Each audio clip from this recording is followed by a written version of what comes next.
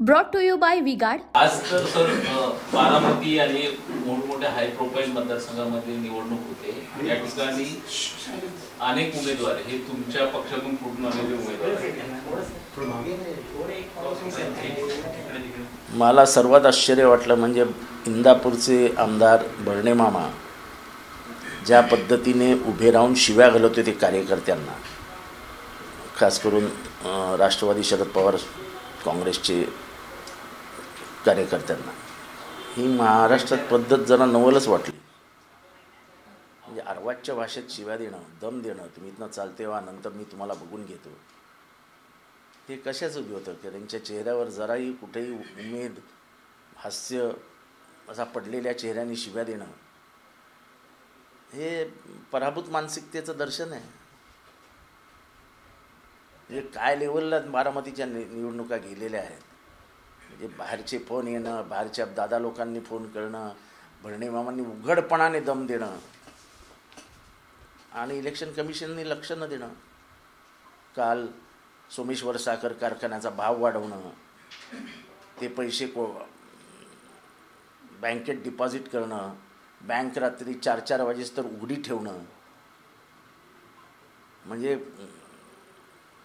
हा निवडणूक आयोगाच्या हातात येत नाही काय सगळं? हे कायद्याच्या वरती आहे का? एवढाच प्रश्न विचारायचा आहे। महाराष्ट्रातल्या निवडणुका अशा होत नव्हत्या, आता सुरू झाल्या आहेत। अजितदादा म्हणतात की बँकची जे जुने व्हिडिओ आणि फोटो आहेत ते तर पहिले तपासलं पाहिजे। निवडणूक आयोगाचा निर्णय जो असेल त्यांनी ते चौकशीचं काम करणे, उगाच आरोप करून आरोप काय, तिथे समोर दिसत होते ना बँक उघडी आहे, ती बँक उघडी आहे, ते समोर दिसत होतं। एक दुसरा मुद्दा असा आहे की काल मुख्यमंत्री एकनाथ शिंदे असं म्हणाले की आम्हाला धनुष्यबाण चिन्ह दिलं, त्याच्याबद्दल मी मोदी आणि अमित शहाचे आभार मानतो। मला त्यांच्या प्रामाणिकपणाचं कौतुक वाटतं। त्यांनी अत्यंत तसं ते साधे भोळे आहेत। मी तुमचं काम केलं, तुम्ही माझं काम करा, असं त्यांनी त्या मुलाखतीतच म्हटलं आहे। हे मी सांगितलं होतं मोदी शहांना, आणि त्यामुळे मोदी शहांनी मिळून मला धनुष्यबाण दिला, शिवसेनाही दिली, असं त्यांनी कबूल करून टाकलं। म्हणजे आम्ही जे म्हणत होतो की बाह्य शक्तीचा हस्तक्षेप आहे निवडणूक चिन्ह आणि पक्ष देण्यात, ते त्यांनी स्वतःच खरं म्हणून सांगितलं। म्हणजे शरद पवारांच्या पक्षाचं घड्याळ आणि शरद पवारांच्या पक्षाचं नाव कसं गेलं हे आता वेगळं काही सांगायला नको। आणि हे निवडणूक आयोगाने पण दखल घ्यावी आणि कोर्टाने याची दखल घ्यावी। पण आज ज्या पद्धतीनं बारामतीत वोटिंग होत होतं त्याच वेळेस सुप्रिया सुळे अजित पवारांच्या घरी गेल्या। काल शरद पवार यांनी आजारपणाचं कारण सांगून नाही, त्यांना 4 ताप होता। तर कुठेतरी असं विरोधी पक्षाकडून टीका केली जाते की भावनिक राजकारण केलं। भावनिक राजकारण काय? आज शरद पवार आजारी पडणार नाहीत का? त्यांनी परत, आज काय तारीख आहे 7 ना, उद्यापासून त्यांचा दौरा परत सुरू होतोय। वयाच्या 84 वर्षी 52 मीटिंग झाल्यात या दिवसांमध्ये। या 11 तारखेपासून आजपर्यंत 54 मीटिंग झाल्यात। कोणाच्या झाल्यात अख्ख्या महाराष्ट्रात एवढ्या मीटिंग सांगाव्या? दत्ता मामा भरणेंनी स्पष्टीकरण दिले। ते म्हणतात की बारामती ॲग्रोपोर्टचे काही तिकडचे नोकर होते आणि ते त्या ठिकाणी आले होते म्हणून मी त्यांच्यावरती चिडलो। तो कार्यकर्ता नव्हता असं त्यांनी आता स्पष्ट कर्मचारी होता। तुम्ही त्यांचं भाष्य ऐका, नंतर तुला गावात राहायचं आहे। गावात कोणाला राहायचं असतं? गावात राहणाऱ्या माणसाला ना। त्यांचं पूर्ण भाष्य ऐका, ते पूर्ण म्हणजे त्या भाष्याच्या मार्फत ते पूर्ण गावभर दहशत माजवत होते। लोक मतदानातनं उत्तर देतील, अजितदादांनी आपल्या आमदारांना आवरावं, आपल्या कार्यकर्त्यांना आवरावं। माध्यमांच्या प्रतिनिधींना दत्ता मामा भरणे उत्तर देत आहेत की ते म्हणतात की आमच्या गावची बोली भाषा आहे, अत्यंत भाइयों बहनों, उनके राज में पावर रहे अनस्टेबल और हम रखे सब स्मूथ और स्टेबल।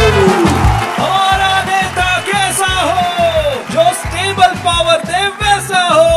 अब की बार वी गार्ड एसी स्टेबलाइजर का चमत्कार। शिवीगाळ पद्धतीने बोलत आहेत। इंदापूरचा अपमान करू नका। तुमची संस्कार आणि संस्कृती असेल, इंदापूरची संस्कार आणि संस्कृती नाही आहे। आम्ही कधीही ज्येष्ठ नेते हर्षवर्धन पाटील यांच्या तोंडातनं एकही शिवी कधी मी ऐकली नाही। गेले 25 वर्ष मी त्यांना ओळखतो। कधीही म्हणजे ते कधीही बोलताना सौम्य भाषेत बोलतात, समजवून सांगण्याचा प्रयत्न करतात, खांद्यावर हात टाकून बोलतात। ही माहीत नाही कुठल्या गावची भाषा आहे। सकाळी अजितदादा मतदानाला गेले होते तेव्हाच एक वक्तव्य त्यांचं मोठ्या प्रमाणात समोर येताना दिसते की मेरे पास माँ है, मेरे पास माँ है, मतलब कुटुंबातले कोणी नसले तरी माझ्याजवळ आई आहे असं त्यांनी आहे ना। बारामतीत भावनिक सगळ्या गोष्टी समोर येताना दिसते। नाही ते ह्याच्यात भावना काय नाही, आई त्यांच्याजवळ आहे। आईच्या मनात काय आहे हे कदाचित त्यांना माहिती नाही।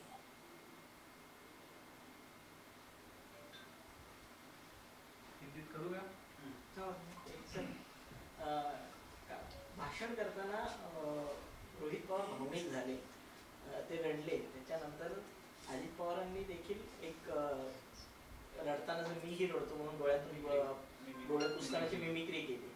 तर याकडे तुम्ही कसं पाहता? कारण हे बघा, अश्रू जेव्हा तुमच्या भावनांचं ओझं हृदयावर तर अधिक होतं, त्या भावना मुक्त रस्ता शोधत असतात आणि तो रस्ता असतो अश्रू। तुमच्या भावनांच्या दबावाखाली असलेलं ओझं असलेलं हृदय हे जेव्हा स्वतःला मुक्त करत असतं तेव्हा त्याच्यातनं निघतात अश्रू। अश्रूंना वाट करून देणे म्हणजे भावनांना कुठेतरी मोकळं करणं, कारण का त्याच्याशिवाय माणूस पुढे जाऊ शकत नाही। त्या भावनांचं ओझं त्याला मागे खेचत असतं। ही सगळी प्रक्रिया कधी घडते? जेव्हा माणसात माणूस जिवंत असतो। ज्या माणसांचं हृदयच पाषाण हृदय आहे, तुम्ही काकाच्या नावाने मडकं फोडता, तुम्ही काका कधी जाणार असं भाषणात बोलता, तुम्हाला हृदय कुठे आहे?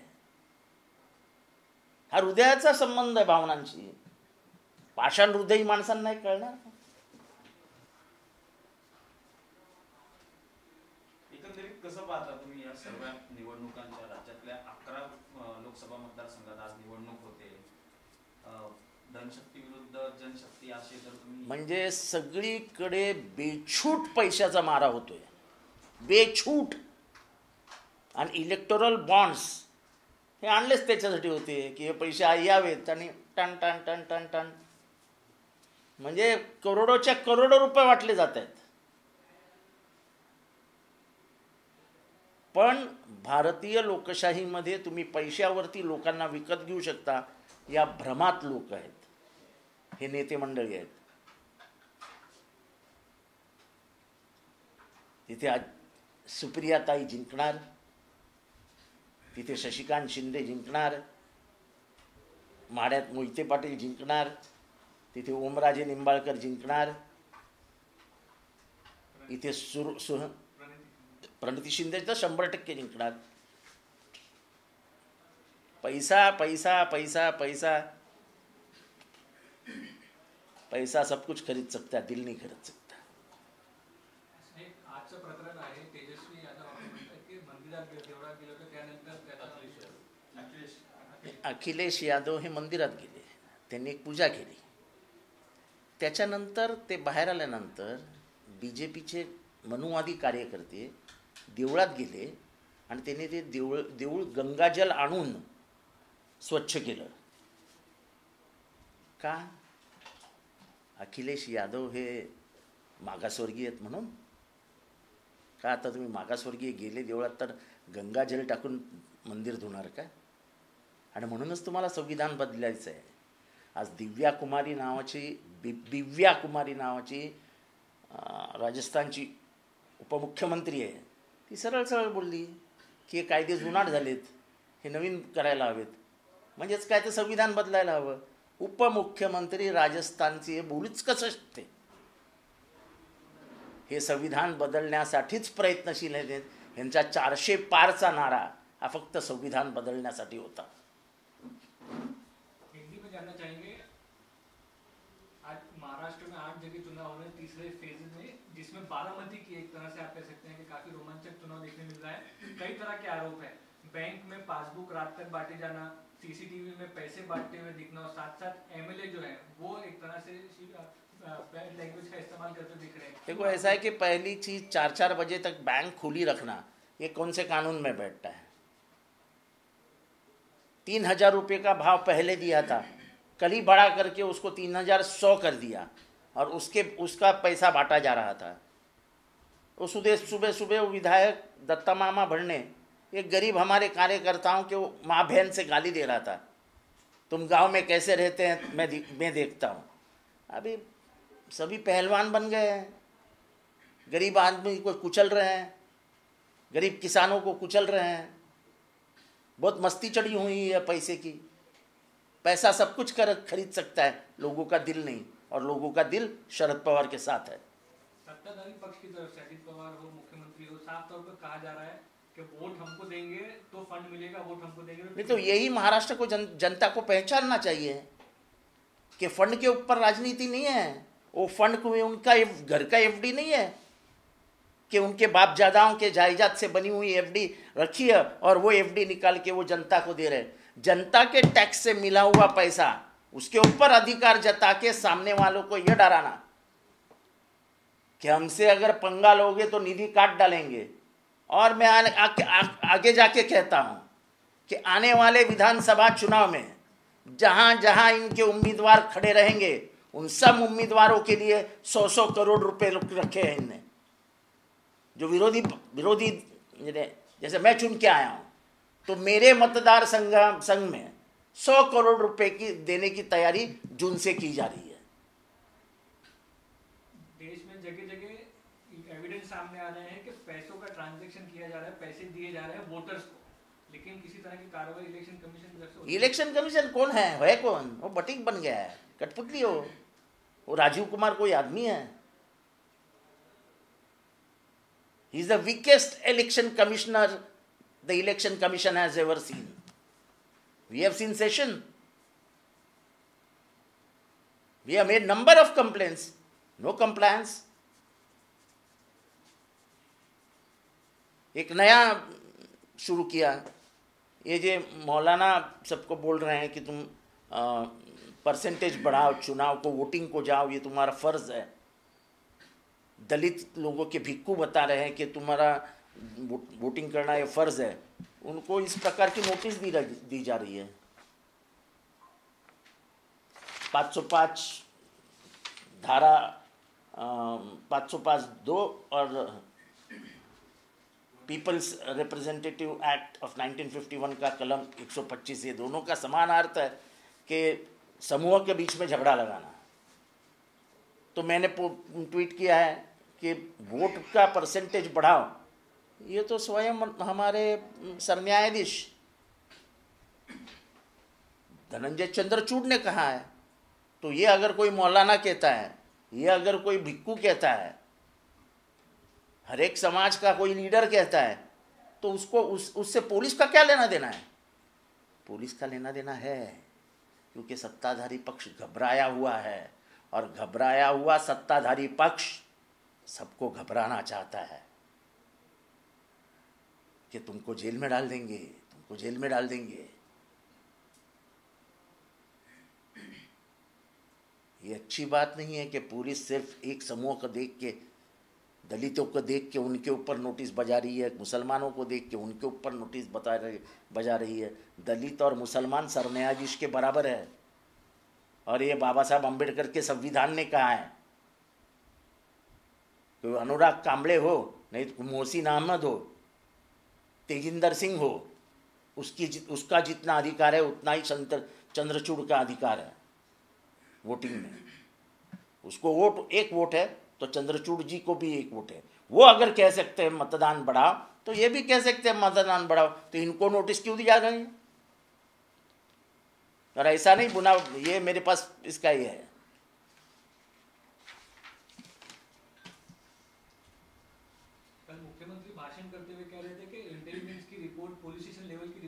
पास आती है, दो फेज में जो चुनाव हुआ उसमें जो करेक्शन की जरूरत थी वो उन्होंने करवाया, तो ये आपको लगता है कि उसी का भाग है कि जहाँ जहाँ कम पड़ रहे हैं वहाँ पे पुलिस का बल का नहीं, ऐसा है कि पुलिस का बल का वापर अभी क्यों शुरू किया गया है?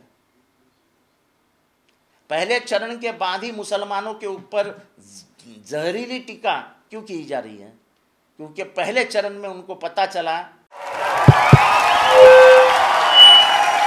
उनका बैकअप सिर्फ कल तक और हमारा चांद तक।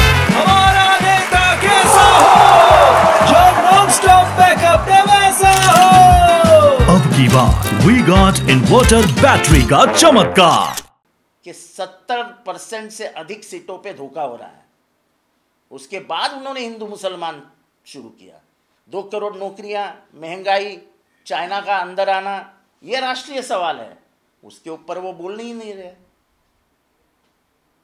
जो वादे किए थे वो एक भी वादा निभाया नहीं, और फिर वादा निभाया नहीं ये सवाल जब जनता से आने लगा तो फिर जनता का आवाज चुप करने के लिए उन्होंने पुलिस का इस्तेमाल शुरू कर दिया। और आज मुझे लगता है कि चुनाव कोई पार्टी नहीं लड़ रही है। मुझे दिख रहा है कि भारतीय जनता विरुद्ध बीजेपी ऐसा चुनाव हो रहा है कि चुनाव के माध्यम से लोगों को पता चल रहा है कि यहाँ का गणतंत्र, यहाँ की संसदीय प्रणाली, ये सब धोखे में है। और अगर ये धोखे में आ गई तो अपना अस्तित्व धोखे में आएगा। हमारे जैसे पिछड़े भी घबराए हुए हैं कि क्या होगा, ये क्या होगा। संविधान जाने के बाद ये बड़ा सवाल है और इस सवाल का जवाब इस वोटिंग में मिलेगा। अखिलेश यादव का एक मुद्दा है जहां पर उनके दर्शन के बाद मंदिर को धोया गया, क्या कैसे? मैं वही कहता हूं कि मनुवाद का बढ़ता हुआ असर है। अखिलेश यादव यादव समाज के हैं, उत्तर प्रदेश में वो पिछड़े हैं, तो पेखादा पिछड़ा अगर मंदिर में जाता है और मंदिर गंगा जल से साफ किया जाता है तो इसका मतलब क्या है? अभी से मनुवाद शुरू कर दोगे, कुछ दिन को बाद तो पानी भी नहीं पीने दोगे। ये सब जो चल रहा था उसको बाबा साहब अम्बेडकर ने संविधान लाके खत्म कर दिया था, और ये संविधान बदलने की भाषा कर रहे हैं। पिछड़े अति पिछड़ों को ये इशारा दे रहे हैं, जगह पे आ जाओ, हम मनुवाद ला रहे हैं। मराठीतला प्रश्न होता, नोटीसवाला मराठीत सांगा ना, नेमकं प्रकरण कुठलं आहे काय? ही नोटीस जी आहे ही कोकणातली आहे। ही कोकणात एका 10 जणांना बजावली गेली आहे। त्याच्यातले 2 जण मला भेटायला आले होते। त्यांचं म्हणणं असं आहे की म्हणजे ते तुम्ही 125 कलम जो पीपल्स रिप्रेझेंटेटिव्ह ॲक्ट आहे ऑफ 1951 आणि CRPC 225 spreading differences and unimity between 2 groups, म्हणजे 2 धर्मांमध्ये हे करणं। त्यांचं एक भाष्य तुम्ही दाखवा ना, ह्यांनी 2 धर्मांचं काय बोललेत ते फक्त मस्जिदीमध्ये वगैरे घरी वगैरे जाऊन सांगते की मतदान करा।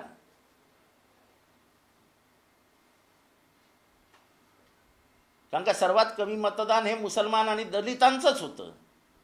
तर दलितांच्याही नेत्यांनी भिक्कूंनी मनावर घेतलं की जाऊन सांगा वगैरे वगैरे की मतदानाला बाहेर पडा। ह्याच्यात चुकीचं काय? जर भारताचे मुख्य न्यायाधीश हे सांगू शकतात की मतदानाला बाहेर पडा, जर अमिताभ बच्चन सांगू शकतो मतदानाला बाहेर पडा,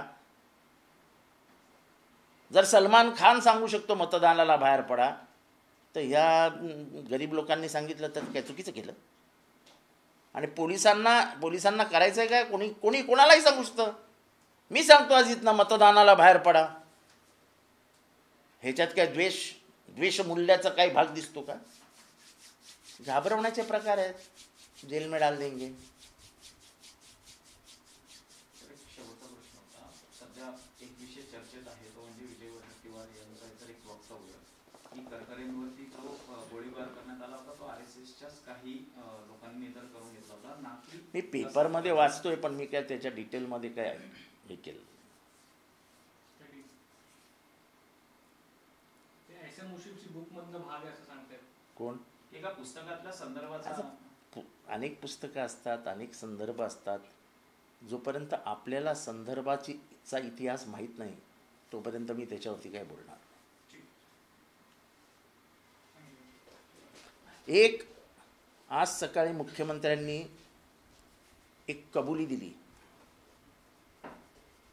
की मोदी शहांचे मी आभार मानतो की शिवसेना आणि शिवसेनेची पक्षनिशाणी म्हणजे धनुष्यबाण हे मला दिलं. म्हणजे मोदी शहांनी मला दिलं, मी त्यांचं काम केलं, त्यांनी माझं काम केलं. म्हणजे त्यांनी त्यांच्या शब्दातनं कबूल केलं की निवडणूक आयोगावर दबाव कोणाचा होता. म्हणजे ह्याचाच अर्थ राष्ट्रवादीचं घड्याळ काढून घेतलं, आमचं पाकीट मारलं गेलं. ते कोणाच्या सांगण्यावरनं मारलं गेलं आता वेगळं सांगायला नको. मी माननीय मुख्यमंत्र्यांचे आभार मानतो की निवडणुकीच्या वेळेसच नेमकं त्यांनी सत्य सांगितलं की आमचं निवडणूक चिन्ह आम्हाला मोदी आणि शहांमुळे मिळालं. हे निवडणूक आयोगानेही लक्षात ठेवावं आणि हे सर्वोच्च न्यायालयाने लक्षात ठेवावं की स्वतः स्वयं मुख्यमंत्रीच कबूल करतायत की आम्हाला चिन्ह आणि पक्ष हा मोदी आणि शहांमुळे मिळाला. हिंदी में जानना चाहेंगे सर, शिवसेना का सिंबल लेने के लिए शुक्रिया किया मोदी शाह का, मुख्यमंत्री ने क्या कहा? जब मुख्यमंत्री इतने हमारे मुख्यमंत्री वैसे भोले हैं, बोलते उड़ते उन्होंने सच्चाई बताई दी, उसका अभिनंदन करना चाहिए. छुपाया नहीं उन्होंने देश से.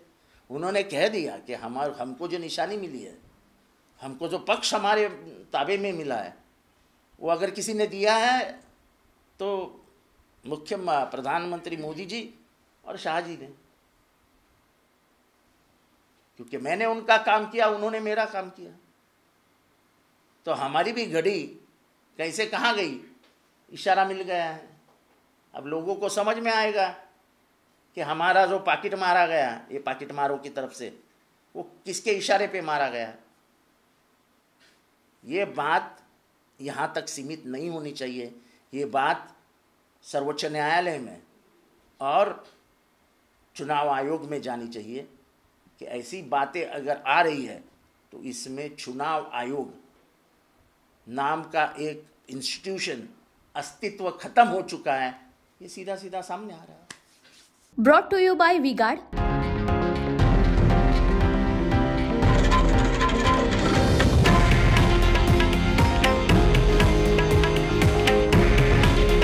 हे आहे देशातील नंबर 1 न्यूज नेटवर्क आणि आपण पाहत आहात TV9 मराठी. काळजी तुमची, हित महाराष्ट्राचं.